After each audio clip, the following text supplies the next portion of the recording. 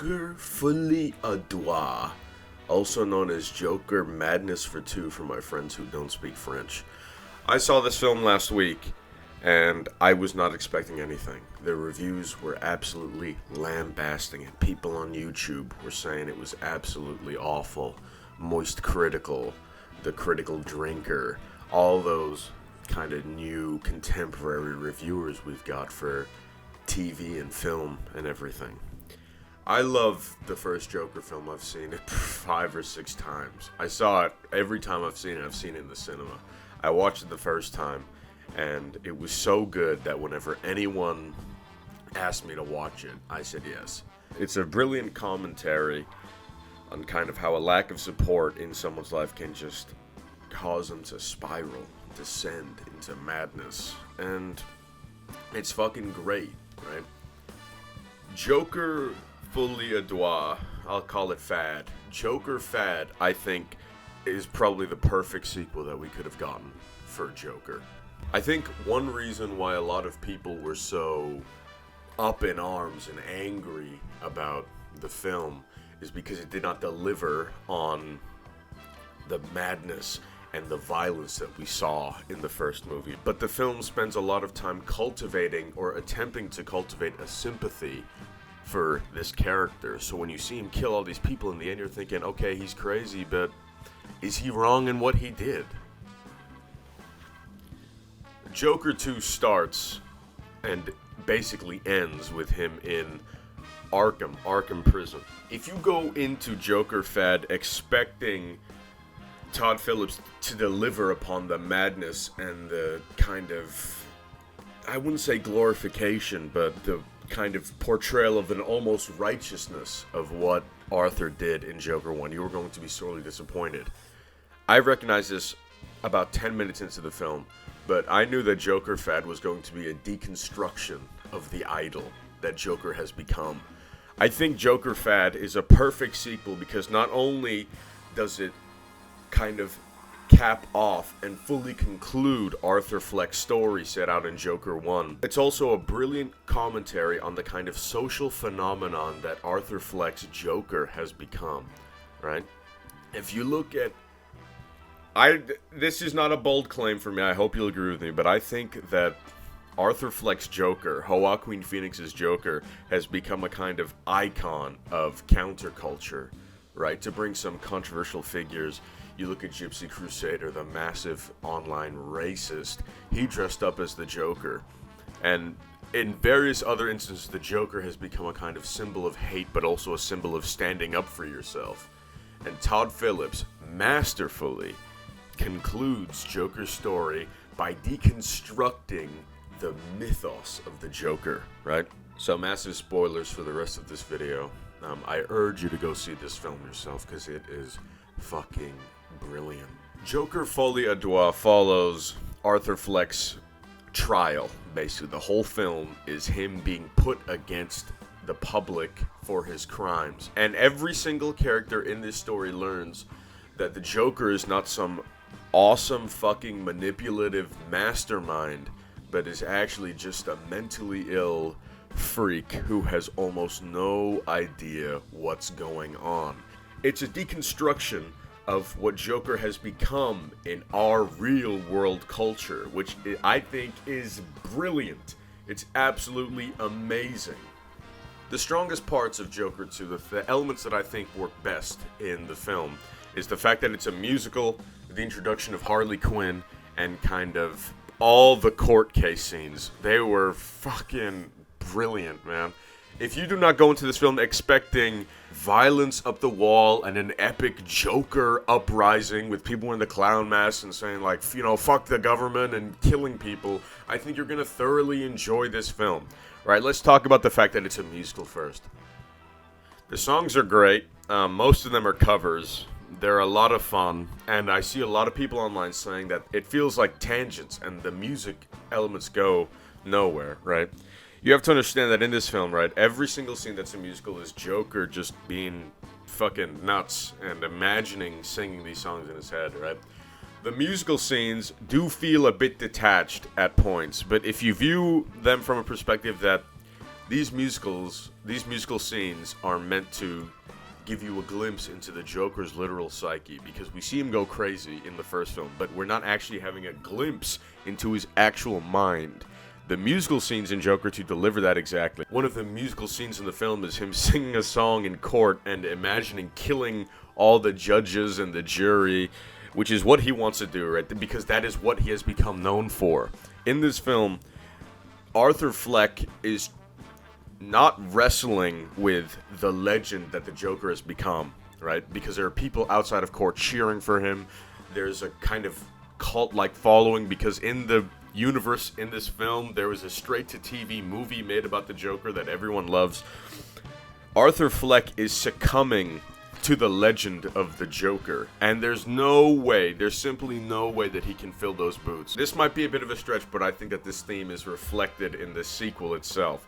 There was no way that Joker 2 was gonna live up to the legend of the first film, which is why I think Todd Phillips took it in a complete different direction. There's almost no violence, except in the end. It's just Joker being fucking crazy and being lambasted and humiliated publicly. The court case scenes are the biggest example in the film of kind of the deconstruction of the Joker and the character that he's become in pop culture. His lawyers set up this defense where they argue that he is mentally incompetent and that the Joker is an alter ego created by Arthur Fleck that his mind created for him because he was abused sexually and physically and mentally as a child. And the Joker feels like this isn't working, and he's getting edged in the direction of dropping his lawyer by Harley Quinn, who we are going to talk about shortly. And he decides to fire his lawyer, and he wants to defend himself. And he's in court wearing the Joker makeup, and people are going crazy because he's wearing the Joker makeup, and he's like, everyone's like, that's the guy who killed Murray on the fucking Murray show.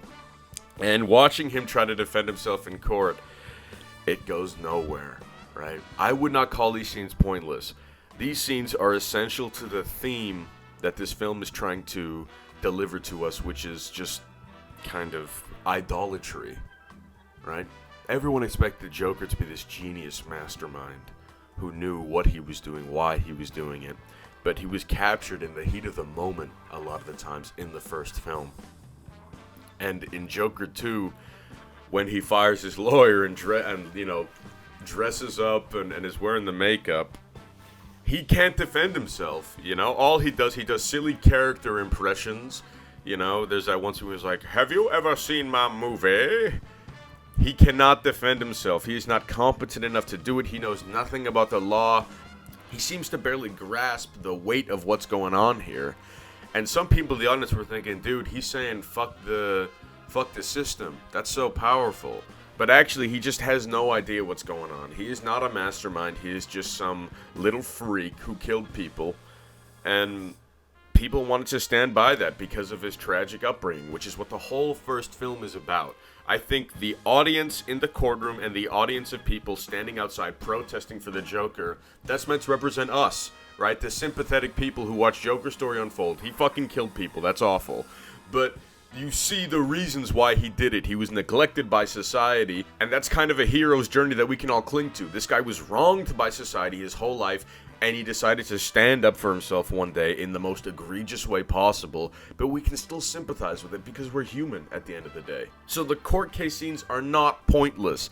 They're meant to show you that the Joker is not some awesome, manipulative chess master who is pushing his pawns forward and going through the Sicilian defense. I don't know any chess terms. He is just some guy who has no idea what he's doing, and the legend and the mythos that has built up around him in the universe of the Joker and in real life has swallowed him up whole. He has succumbed to the legend, and it's going to be his downfall. Another super important element to what I think makes Joker Folie à Deux a great success is Harley Quinn, right? This was a controversial one before the film came out. Harley Quinn portrayed by Lady Gaga. Okay, she can sing. It's a musical. This is fine. But they said Harley Quinn was not going to be called Harley Quinn. She wasn't going to wear her getup. She wasn't going to be a psychologist or whatever she is in the actual comics. And people were pissed off at that. And guess what? Harley Quinn is an inmate at Arkham. Falls in love with the Joker, not Arthur Fleck, the Joker, the legend of the Joker. She loved the straight-to-TV film, and she's egging him on, telling him, please, just become the Joker. This is who you're meant to be. This is how you became a name among households that people will remember for the rest of time, right?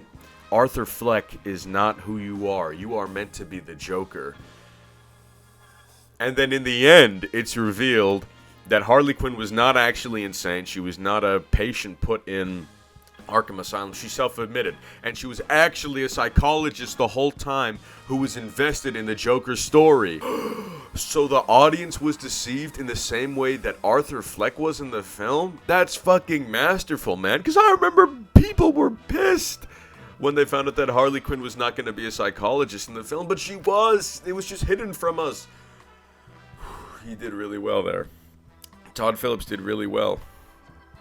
And it's heartbreaking because Harley Quinn is egging Arthur to become the Joker, even if it's at the cost of his own downfall. She knows, essentially, that if he was to defend himself in court and fully embrace the Joker persona once more, that he was gonna be executed. There was no hope for that. But she didn't care. She wanted to see the legend come back to life because of her ego, right? And the saddest part is, near the end of the film, Arthur thinks that Harley Quinn is in love with him, and he's under this great illusion. He's under this great delusion that she's in love with him and not the Joker persona that brought him into Arkham in the first place. So in the end of the film, he denounces the Joker. He says that he is not the Joker. There is no alter ego. Everything was Arthur.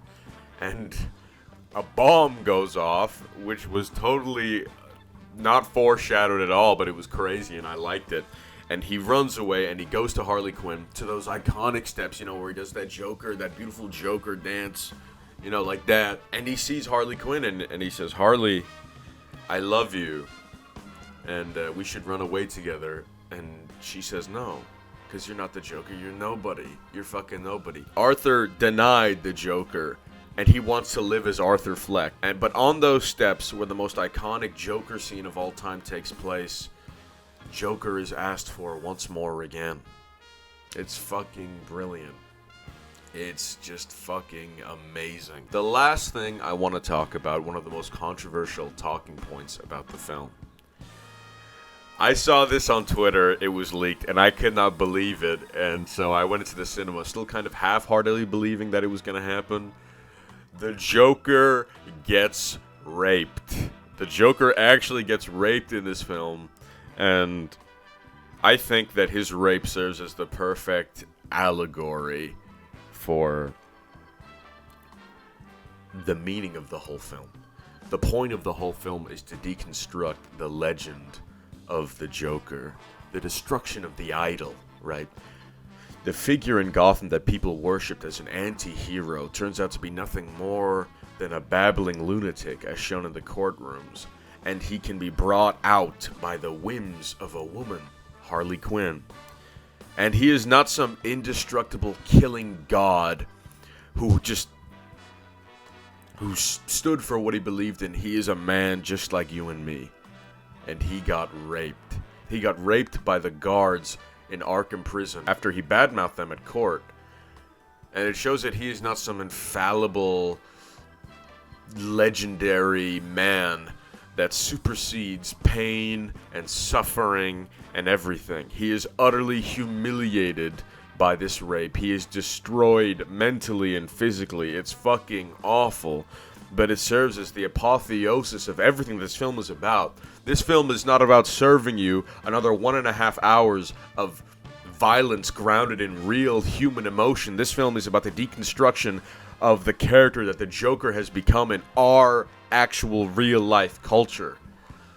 That is why I think Joker Folie à Deux is one of the greatest films I've seen this year, perhaps even this decade so far, and I urge all of you to watch it. Thank you.